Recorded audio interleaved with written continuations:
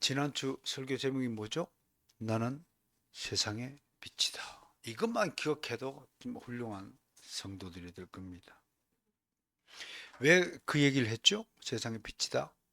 빛이 왔음에도 빛을 보고 있으면서도 깨닫지 못하니까. 또 빛이 빛이 왔음에도 깨닫지 못하는 것은 그때 어디에 머물러 있다? 어둠에 머물러 있다.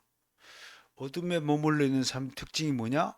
이사야 선지자가 얘기하는 대로 보긴 보아도 보지 못하고 듣긴 들어도 듣지 못한다.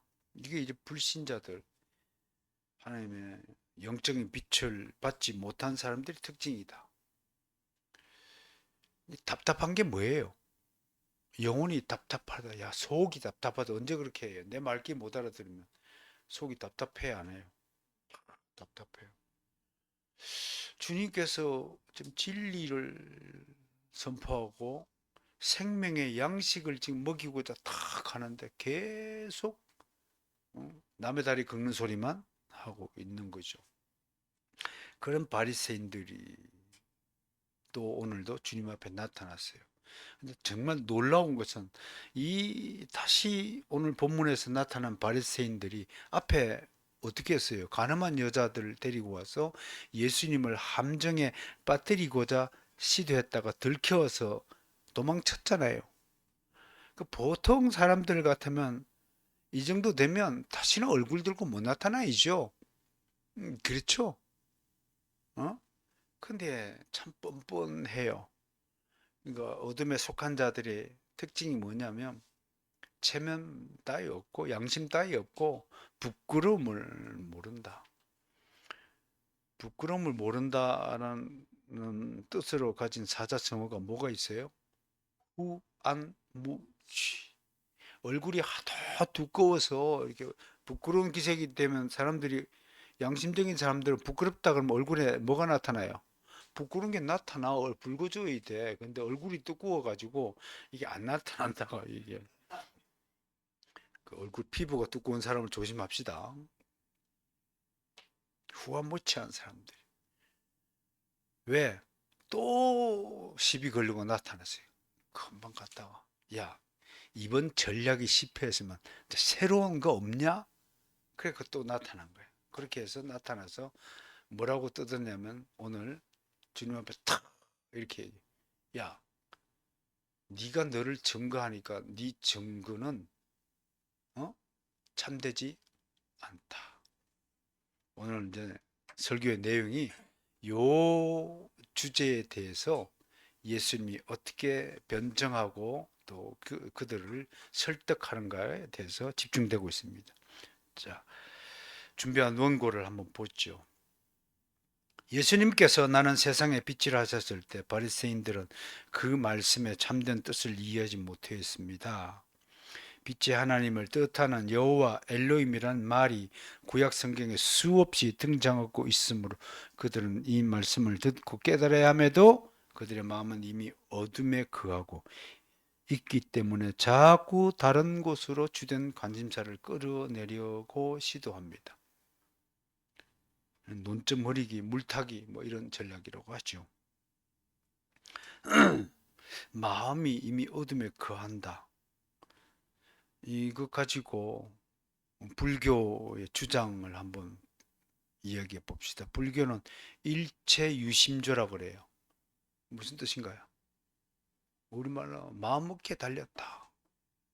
그런 뜻이에요. 이게 뭐가 차이가 있냐면 인생사에는 맞는 말이에요. 인생사는 마음먹기에 따라서 할 수도 있고 안 할 수도 있어요. 근데 영혼의 문제는 전혀 이 말이 적용이 안 된단 말이에요. 어둠 속에 있단 말이에요. 영혼적으로. 아무것도 안 보이는데 뭐 마음을 먹어봐요. 무슨 짓을 할 수 있어요. 지금 기독교의 주장과 불교의 주장의 현저한 차이를 보는 거예요. 영혼은 이미 어둠 속에 있어 아무것도 볼 수 없고 아무것도 할 수 없어요. 근데 마음을 먹든 안 먹든의 문제가 아니라니까요. 뭘 보여야 마음을 먹고 뭘 하죠. 어? 그런 차원에서 한번 언급을 해보았습니다. 바리새인들이 지금 어둠 속에 거하는 자들이죠.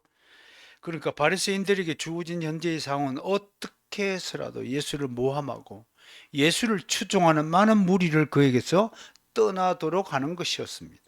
그들의 머리에는 오직 이 생각으로 가득 차 있기에 하나님의 진리의 말씀 따위는 안중에도 없습니다. 사기꾼들의 머릿속에는 뭐만 가득 찼을까요?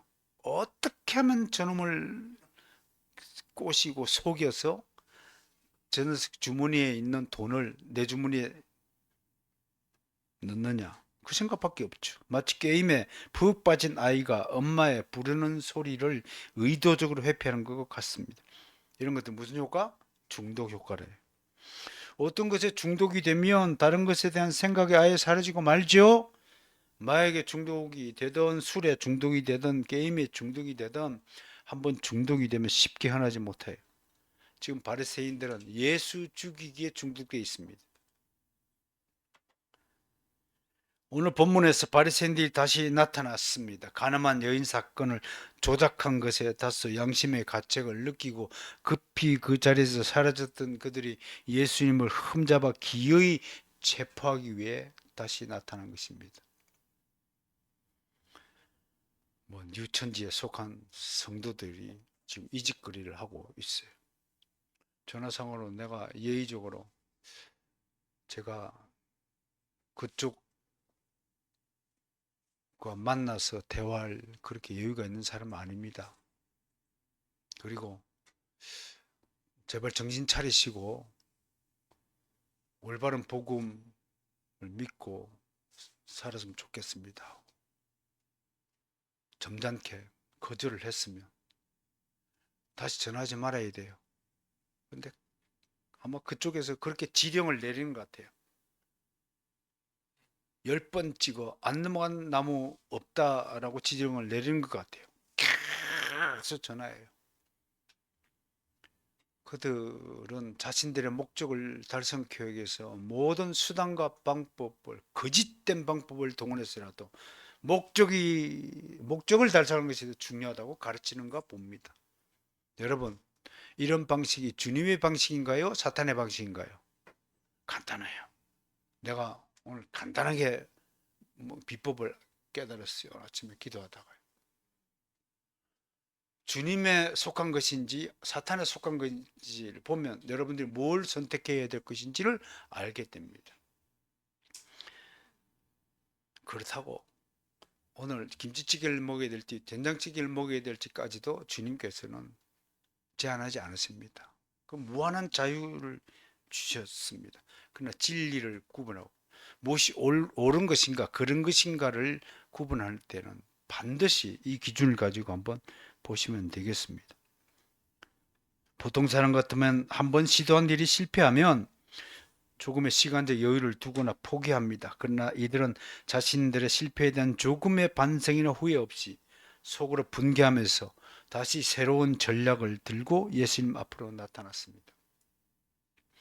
여러분, 이 일이 왜 가능할까라고 생각하면요, 상대를 악마라고 규정하면 이런 일이 가능합니다. 여러분, 이슬람 세력들이 왜 테러가 가능해요?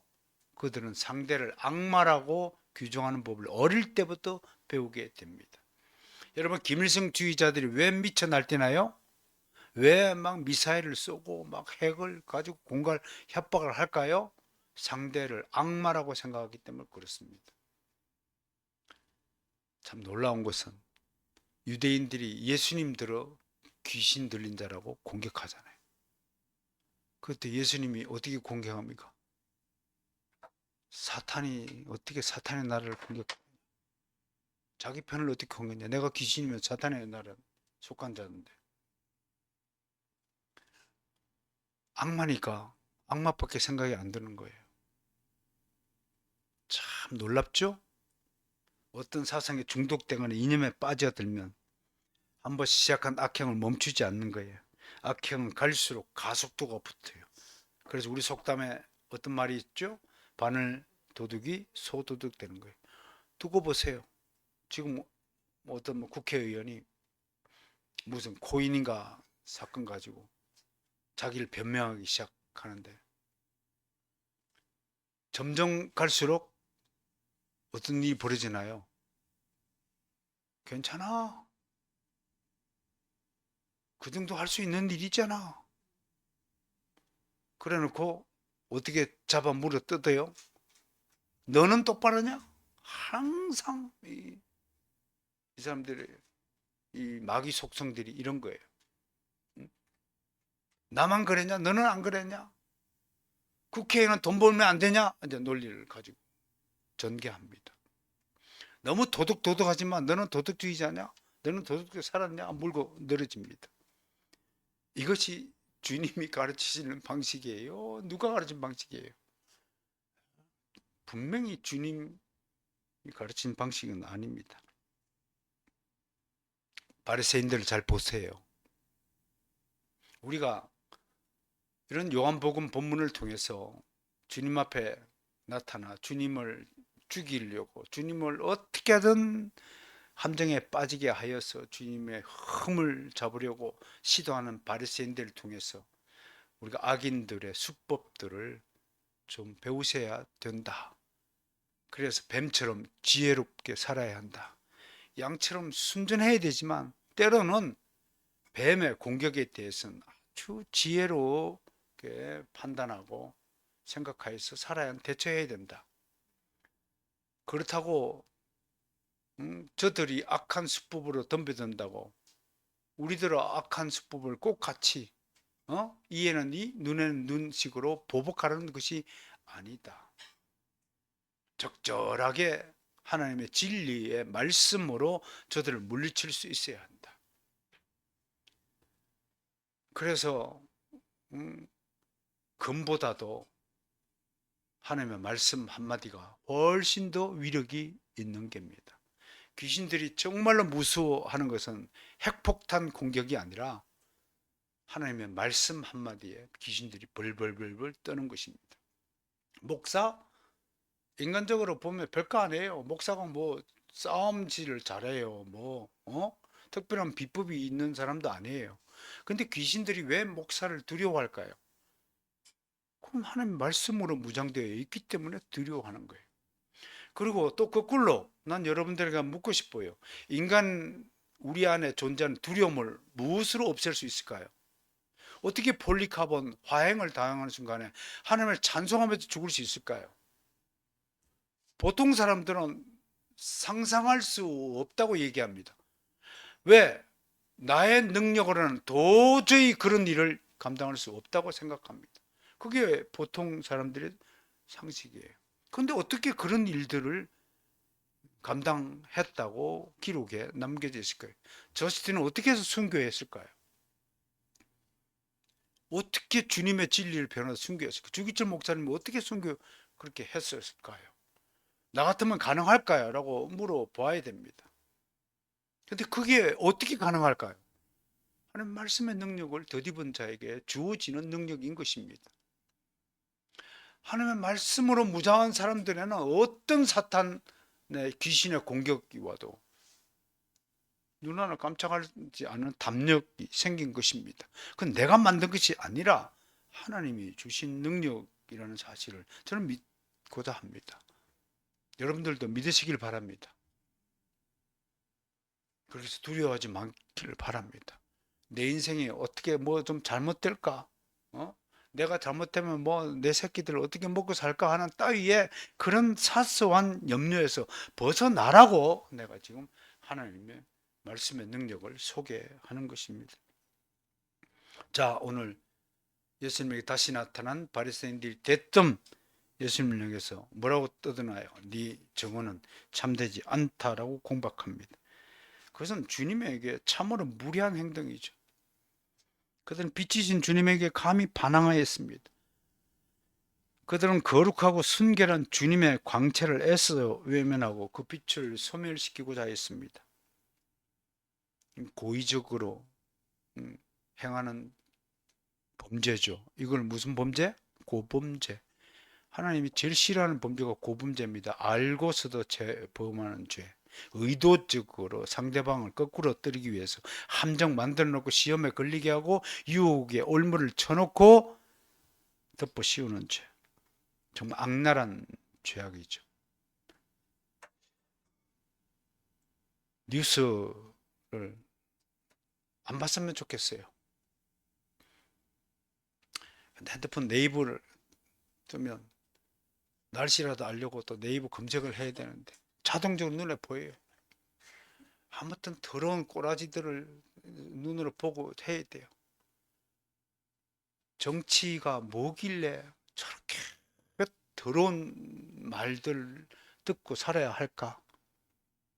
복음은 온데간데 없고 네이버에는 온통 더러운 배설물들만 잔뜩 있지 않습니까? 우리의 불행이 뭘까요?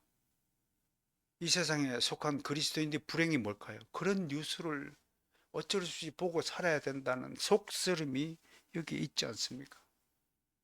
빛을 소멸시키고자 하는 어둠의 세력들의 저 악랄한 몸짓들, 거룩한 나라를 세우려고 하는 것이 아니라 자신들의 이익 공동체를 추구하고자 하는 저 못된 심사들을 우리가 언제까지 보아야 합니까? 여러분 기도하지 않습니까? 난 이게 기도합니다. 하나님, 저 꼬라지들을 우리가 언제까지 봐야 합니까? 그런데 놀라운 사실은 바리새인들을 통해서 우리가 오늘 날에도 바리새인들의 후예들이 바로 세상의 악인들이잖아요. 이 사람들의 행태를 통해서 내가 놀라워하는 한 가지는 저들은 저들의 행사를 모른다는 겁니다. 이 사람들의 특징이 뭐냐면 자기가 지금 무슨 악한 짓을 하는지 도무지 인식하지 못하고 인정하지 않는다는 거예요. 당연히 자기들이 세운 목적을 달성하기 위해서 얼마든지 수단과 방법은 다 정당화될 수 있다라고 생각하는 겁니다. 왜? 저들은 바리새인을 예수를 귀신 들린 자 악마라고 규정하고 있다는 겁니다. 지금 세상의 악인들은 자신들의 목적 달성에 반대되는 모든 것을 악마하고 있다는 것입니다. 조금도 부끄러움이 없는 거예요. 나는 악마를 죽이고 있는 거예요. 악마를 욕하고 있는 거예요. 악마를 비난하는 거예요. 조금도 부끄러움이 없어요.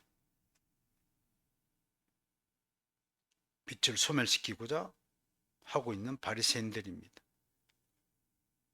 요한복음 기자가 참 이런 사실을 예견을 하는 1장 5절에서 이미 기록해 두었어요. 뭐라고요? 빛이 어둠에 빛이 돼 어둠이 깨닫지 못하더라.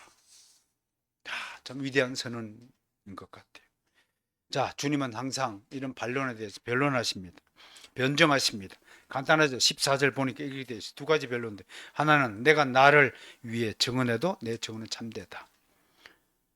주님은 하나님이시잖아요. 완전하신 분이잖아요. 전능하시고 거짓이 없이 거룩하신 분이시잖아요. 자, 여러분 눈을 들어서 한번 저를 보세요. 저에게는 수많은 허점이 눈에 보이죠? 저에게는 엄청난 단점이 눈에 많이 보이죠? 그렇죠? 대답들 안 하세요.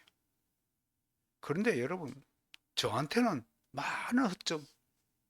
아유, 목사님이 이거는 좋은데 이거는 좀 고쳤으면 좋겠다. 그 당연히 있어야 돼요. 내 앞에서는 그렇게 말하지 마세요. 기분 나쁘니까요. 그런데 여러분들 자신이 계신 분이 혹시 있다면 예수 그리스도에 대해서 조금만의 허점이나 흠결이 있으면 한번 찾아보세요. 있나요?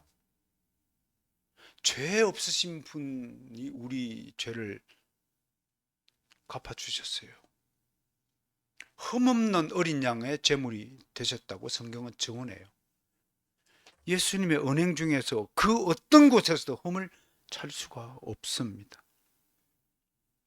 우리는 그런 예수님이 입술로 나는 흠이 없다 라고 말씀하신 것은 미친 사람 아니면 하나님 둘 중에 하나여야 한다는 것을 분명히 믿어야 됩니다.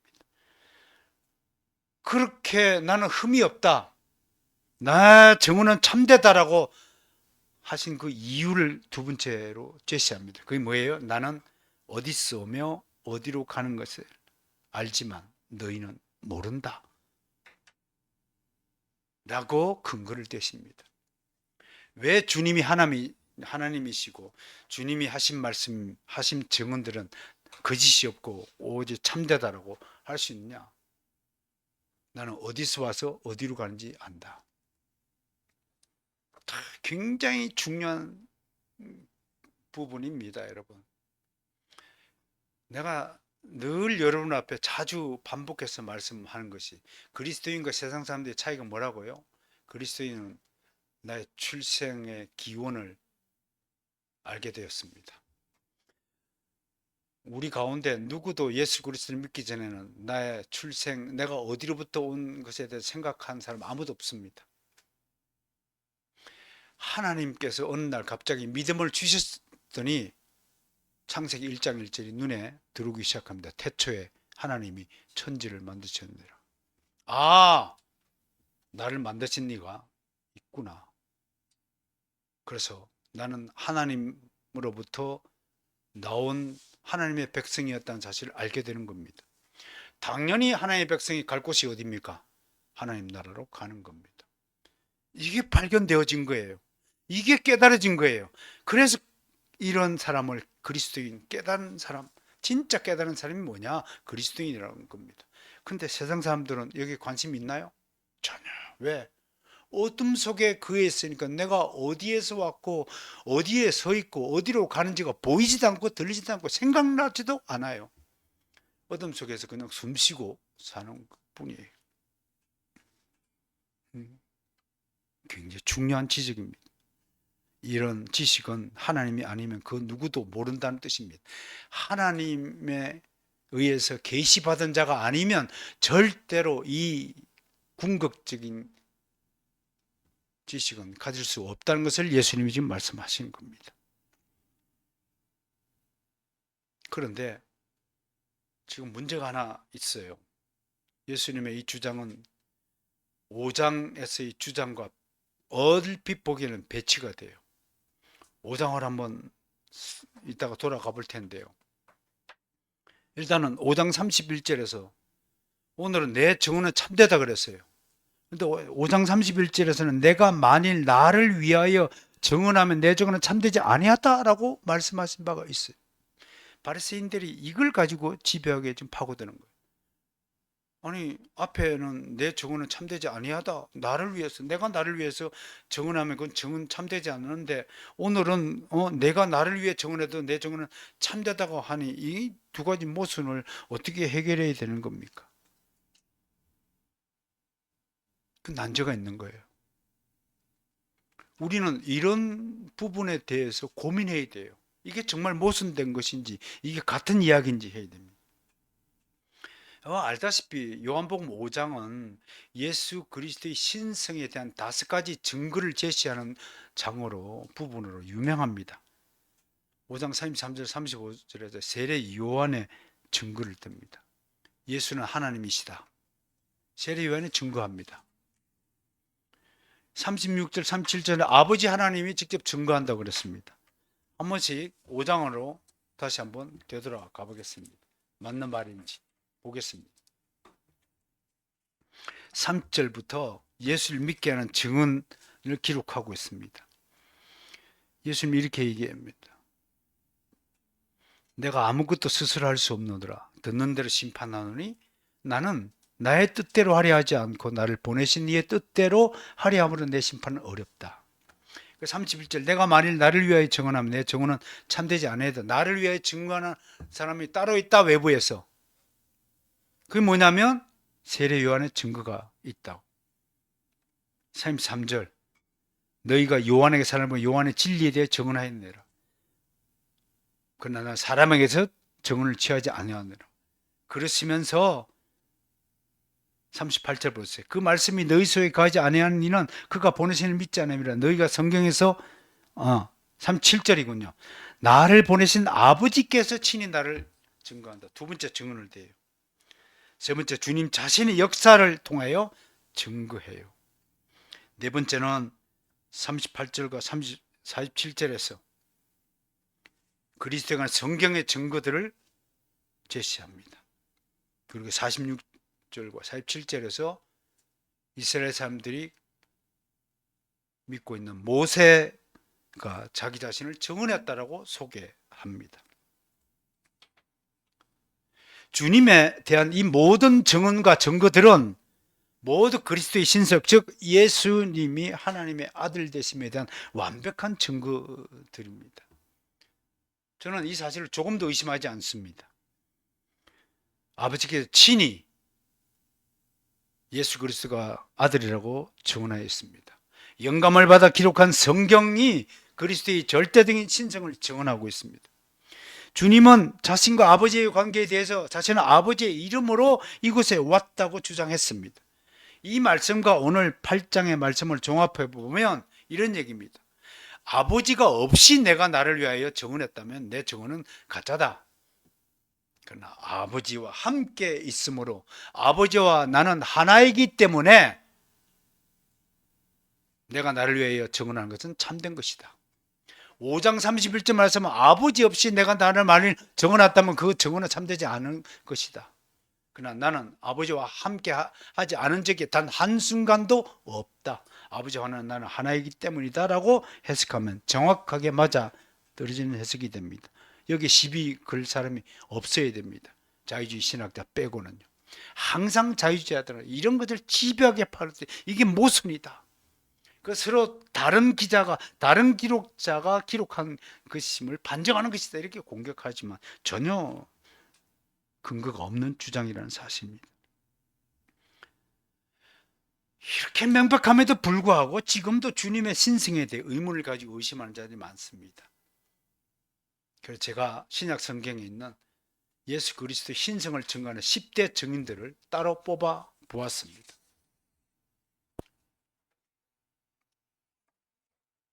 열 명의 증인들을 뽑아봅시다. 자, 누가복음 2장 29절 32절에 소개된 시몬이라는 사람입니다. 이 사람을 성경에 어떻게 표현하냐면 성경을 찾아볼 시간을 아끼기 위해서 제가 소개하겠습니다. 의롭고 경건하고 성령이 그 위에 있다. 이야, 대단한 사람이에요. 신약 시대 때요. 예수님 시대 때. 예수님이 탄생하기 전에도 의롭고 경건한 성령이 그 위에 계시다. 대단한 분이에요. 대단한 분처럼 보이지죠? 네, 여러분들이 더 대단해요. 왜? 여러분들의 성령이 그 위에 있지 않고 그 안에 함께 거하시는 분이기 때문에 시몬보다 여러분들이 더 의롭고 경건한 자예요. 실제로는 시몬은 형식적으로 율법적으로 보면 굉장히 어렵고 경건한 자예요. 율법적인 기준으로 보면 여러분들은 시몬하고 우리는 시몬에 비해서 엉망인 사람이에요. 여러분들 대단하게 율법적 하루에 3번 금식 기도하고 헌금 또박또박 내고 좌로 가면 좌로 가고 우로 가면 우로 가고 똑바른 사람이에요.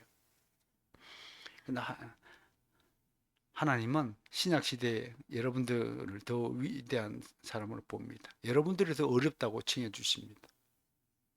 왜? 위에 성령이 계신 게 아니라 여러분과 함께 계시기 때문에 그렇습니다. 그럼에도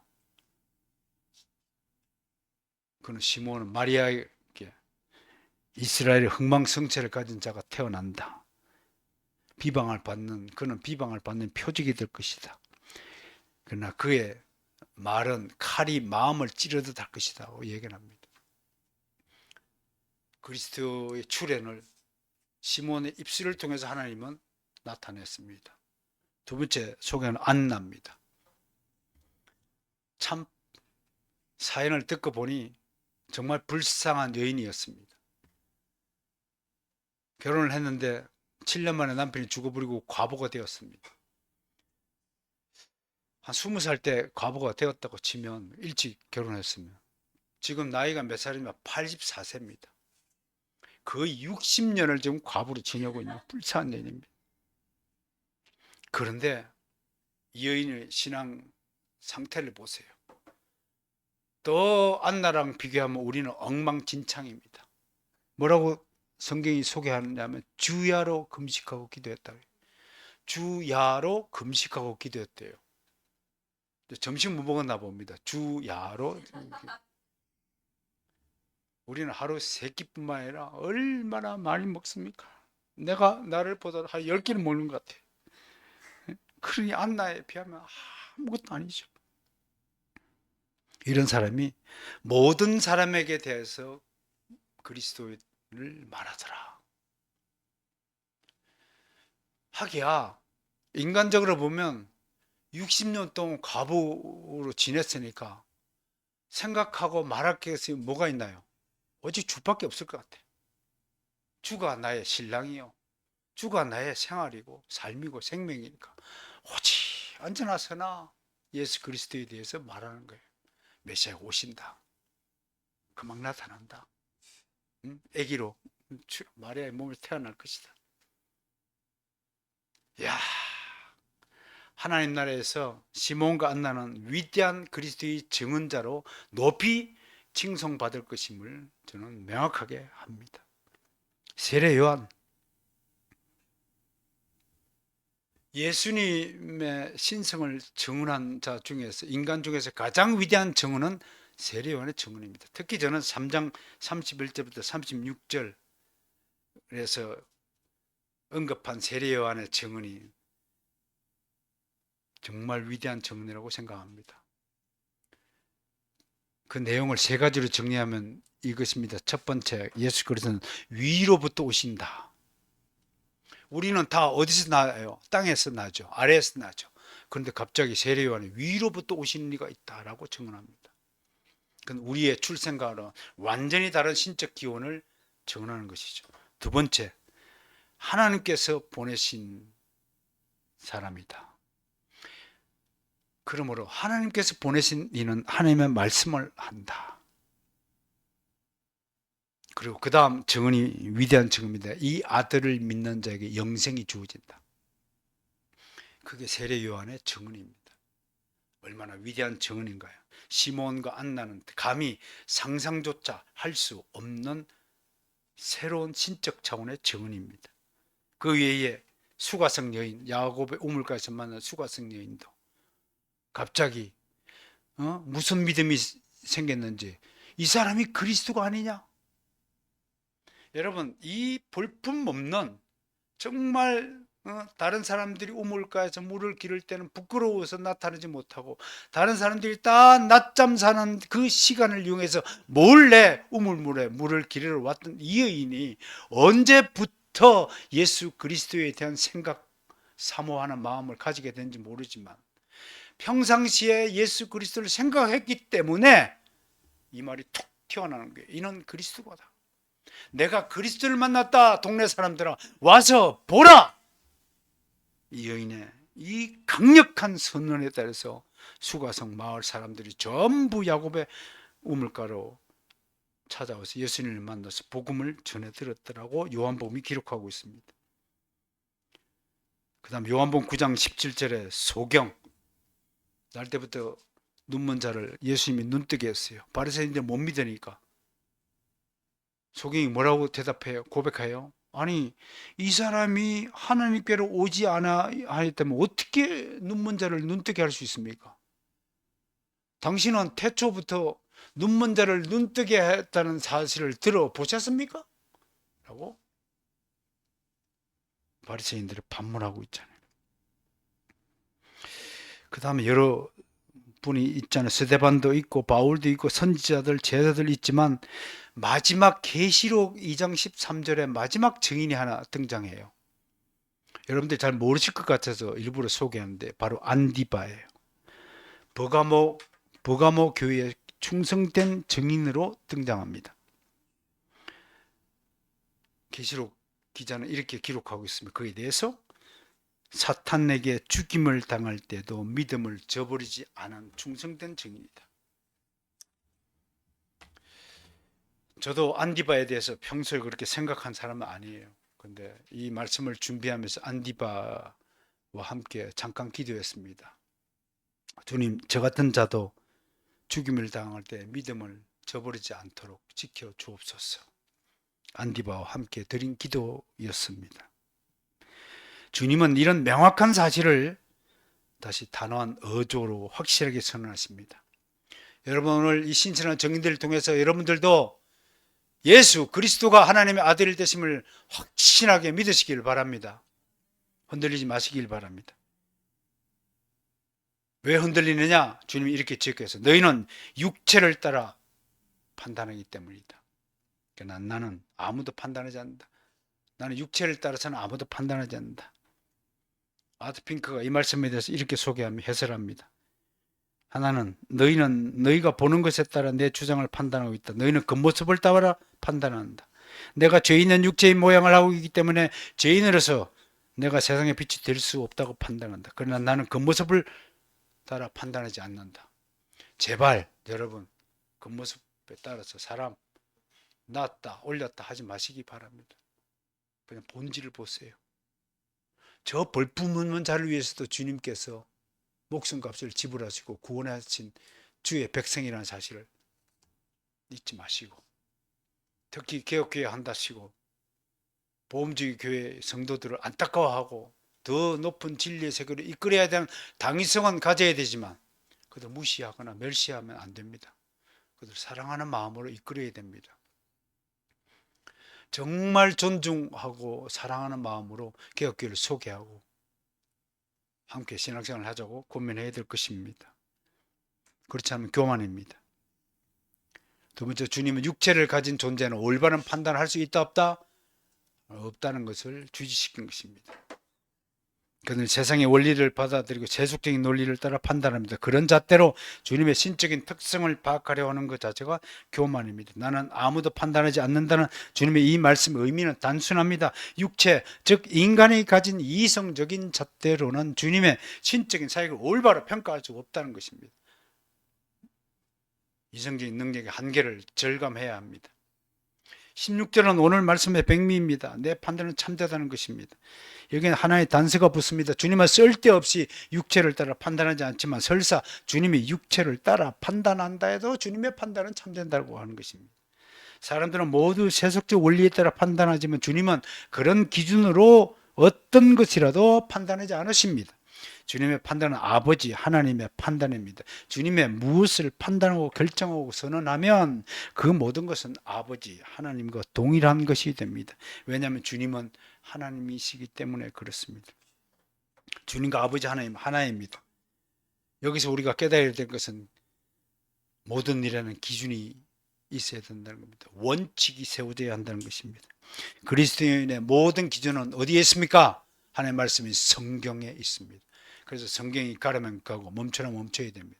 당신이 무엇을 생각하고 무엇을 결정하고 무엇을 선택할 때 그 결정의 모든 기준의 원칙이 어디에 있느냐? 성경에 있습니다. 그렇지 않다면 당신은 그리스도인이 아닙니다. 당신 생각대로 살아도 좋지만 그 당신의 생각이, 당신의 결정이, 당신의 선택이, 당신의 취향이, 판단이 성경의 원칙에 어긋난다면 즉시 멈추고 되돌아와야 합니다. 성경을 되돌아와야 합니다. 버려야 됩니다. 버릴 것을 버리는 것이 신앙인 것입니다. 끝까지 미련 때문에 버리지 못하고 이거 놓으면 마치 죽을 것 같아 그러면 당신 신앙인이 아닙니다. 좀 독하게 이야기하지만 토저 목사는 의하면 그것은 잡종이지 신앙인이 아니라고 말씀을 기억해야 합니다. 그러면서 주님은 세상의 정언의 방식을 전혀 배제하지 않습니다. 17절, 18절에서 율법의 정언을 소개합니다. 모세의 율법은 진리를 입증하는 데 있어서 두 사람의 정언을 요구하였습니다. 그래서 주님은 두 정인에 대해서 설명 구하기 위해서 이미 5장에서 행하신 주님의 말씀을 다시 한번 꺼냅니다. 38년 된 병자를 치유하신 다음에 아버지와 자신에 관한 설교를 하신 바 있죠. 리바이벌 해보겠어요. 5장 17절 시작. 내 아버지께서 일하시니 나도 일한. 지금 무엇을 증거돼요? 아버지와 내 두 사람의 증인. 꼭 두 사람의 증인이 꼭 필요하다면 아버지와 내가 있으면 된다라고 바리새인들에게 지금 제시하는 거예요. 18절 시작. 아버지를 자기 친아버지라 하였다. 19절 아버지께서 그와 같이 행하시는 것을 아들도 그와 같이 행하느니라. 21절 아버지께서 죽은 자들을 이렇게 살리신 것 같이 아들도 자기가 원하는 자를 살린다. 생명의 주권을 가지신 분 하나님밖에 없잖아요. 31절 32절 내가 만일 나를 위하여 증언하면 내 증언은 참되지 아니어야 돼. 나를 위하여 증언할 생각 따로 있으니 나를 위하여 증언하시는 그 증언이 참인 줄 아노라.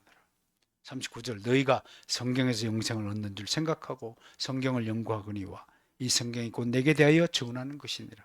46절 모세를 믿었더라면 또 나를 믿었으니 이는 그가 내게 대하여 기록하였습니다. 다시 읽어보니까 참으로 놀라운 말씀드립니다. 바리새인들 이 말씀 기억해야 됩니다.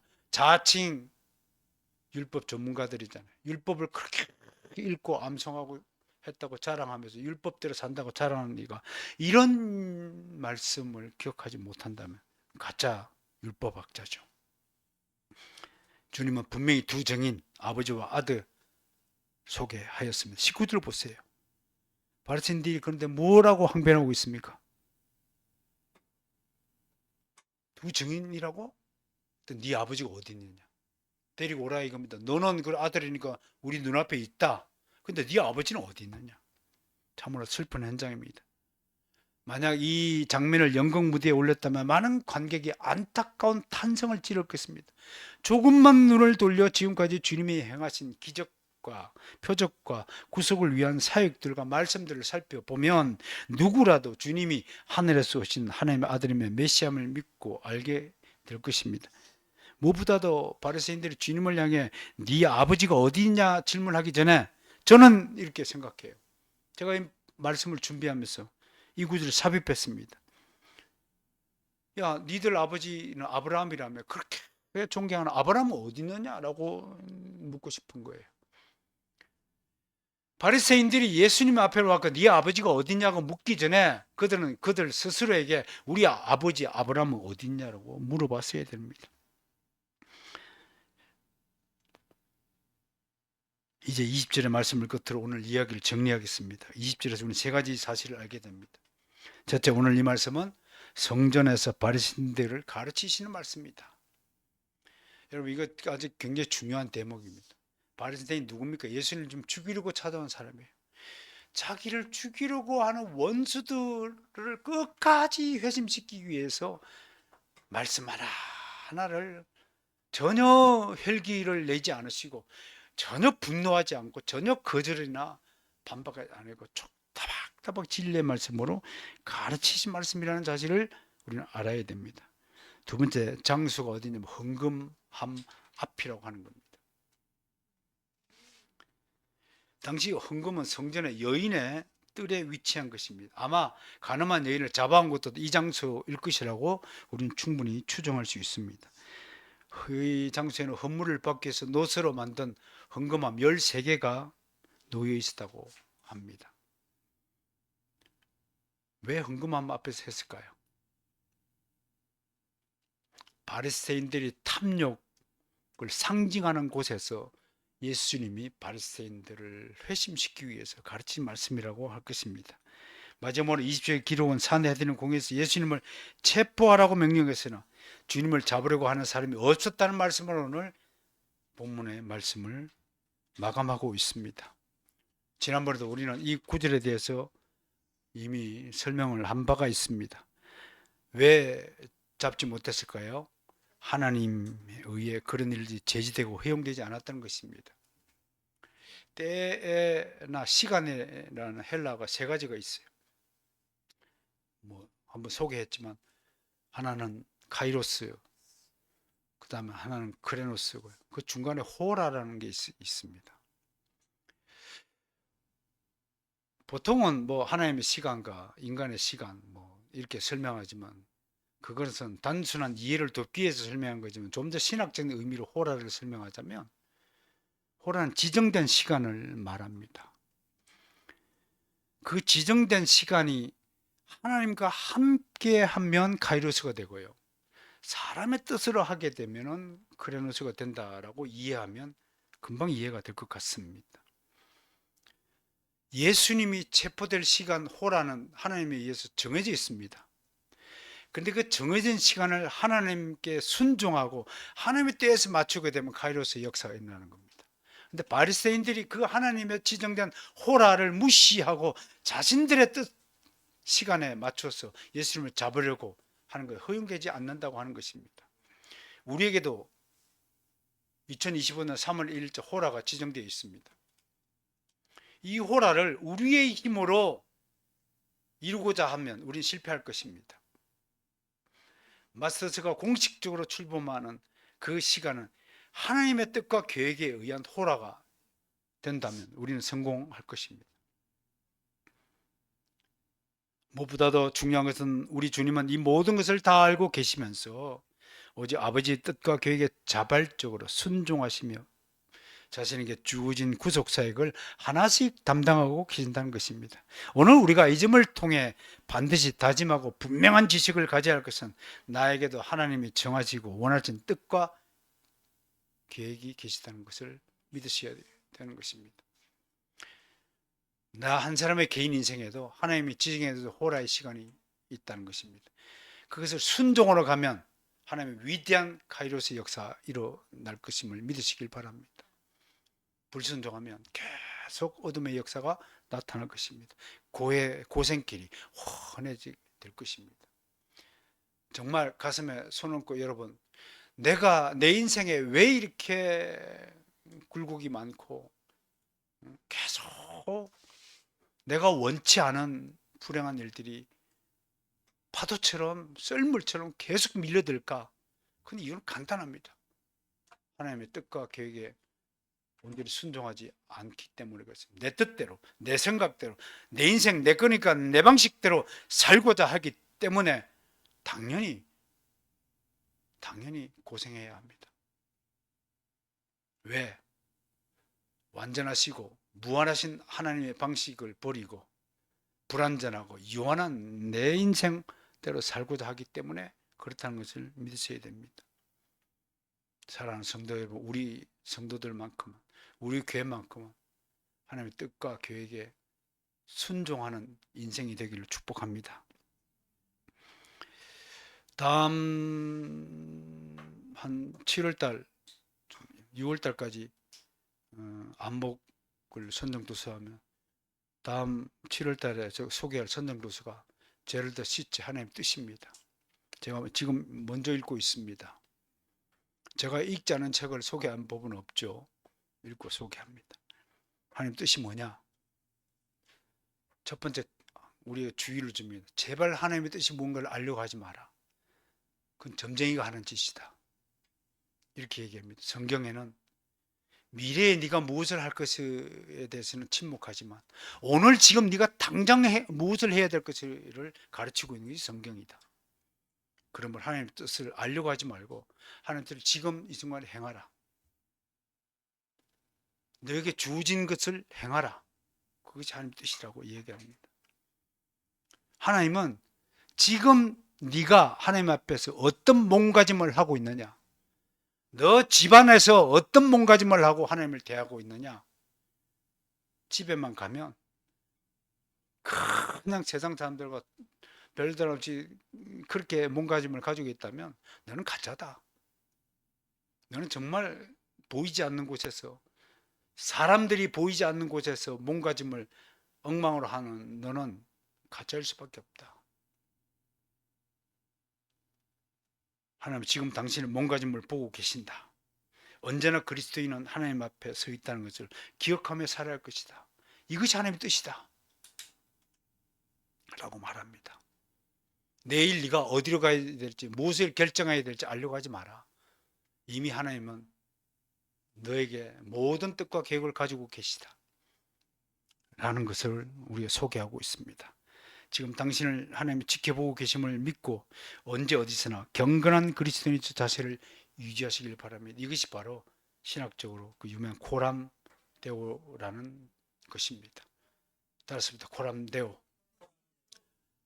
하나님 앞에 바른 몸가짐으로 경심 잃지 말고 거룩한 성도가 되시길 축복합니다.